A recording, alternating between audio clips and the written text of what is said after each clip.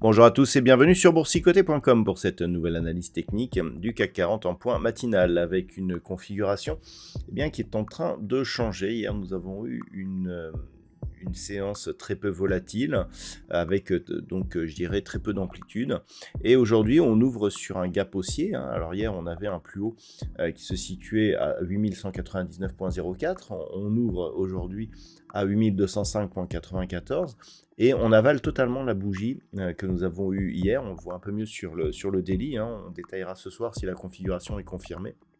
Mais globalement, au moment où je vous parle, on est sur une configuration de retournement, puisque les avalements baissiers sont des figures relativement fortes de retournement de tendance. Donc on pourrait avoir effectivement des signaux de retournement. Actuellement, il est encore trop tôt pour, conclure un retournement de tendance, mais c'est ce qu'il va falloir surveiller aujourd'hui. Au niveau des indicateurs techniques, nous avons une configuration qui valide justement cette perte de dynamique au niveau des histogrammes du MACD. Et chose importante, on a un RSI ici qui sort de sa zone de surachat. Donc tout cela constitue un signal de consolidation. Au niveau des volumes, on a eu des volumes très faibles hier, mais qui s'expliquent par le fait que Wall Street était fermé. On a des volumes dans la moyenne au moment donc de cette analyse. Au niveau du palmarès des valeurs, nous avons une configuration qui est légèrement baissière, puisque le CAC 40 perd 0,32% par rapport à la clôture de la séance précédente.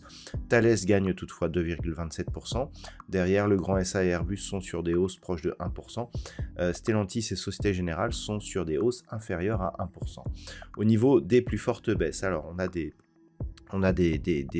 grosses baisses aujourd'hui. Capgemini qui perd 9,3% au moment de cette analyse suite à la diffusion de ses résultats. Edenred moins 8%. Derrière, Kering, Pernod Ricard et L'Oréal sont sur des baisses proches de 2%. Donc on le voit, le marché qui est plombé par quelques grosses baisses. Globalement, donc pour l'instant, on est vraiment dans une phase, vous voyez, où la cotation actuelle, elle vient casser ici des niveaux intraday. Donc pour l'instant, cette zone ici intermédiaire des 8175 points sur laquelle j'attirais votre attention récemment, elle a été cassée à la baisse.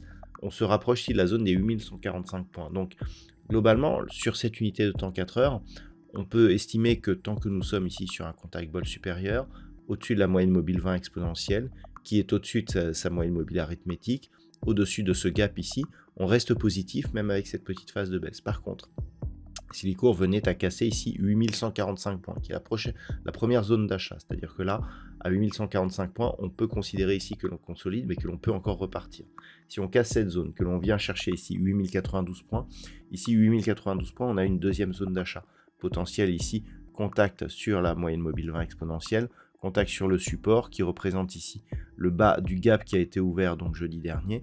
On est toujours sur une phase de hausse. Par contre, sur cassure ici 8092, moyenne mobile 20 exponentielle, comblement de ce gap, et notamment si on venait combler totalement le gap, c'est-à-dire venir ici chercher 8067 points, là globalement on commencerait à avoir des signaux, je dirais de gros signaux d'affaiblissement, voire de retournement. Ce qui veut dire que tant que l'on est au-dessus de 8092 points globalement, ça reste positif, que l'on a possibilité d'entrer pour jouer la poursuite du mouvement, et naturellement toute cassure ici de la zone des 8215 points relancerait la tendance en direction ici des 8250 points qui est l'objectif de cette dynamique.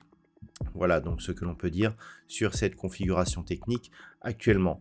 Au niveau de la macroéconomie, donc les traders seront attentifs aux négociations qui tournent autour du conflit en Ukraine, mené par les États-Unis. Dans la nuit, nous avons eu la décision de la Banque centrale d'Australie sur l'évolution de ses taux d'intérêt, des taux qui sont restés qui ont baissé à 4,1, ce qui était prévu dans le consensus. Nous avons eu les chiffres de l'inflation en France qui se sont révélés supérieurs à ce qui était attendu.